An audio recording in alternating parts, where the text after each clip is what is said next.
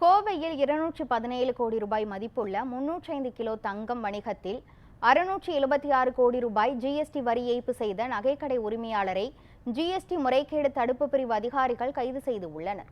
GST வரி ஏய்ப்பு தொடர்பாக கோவை மத்திய ஜிஎஸ்டி ஆணையரகத்தின் முறைகேடு தடுப்பு பிரிவு அதிகாரிகள் கோவை மற்றும் பொள்ளாச்சியில் செயல்பட்டு வரும் தங்க நகை தொழில் நிறுவனங்களில் அவ்வப்போது சோதனை செய்து வருகின்றனர்.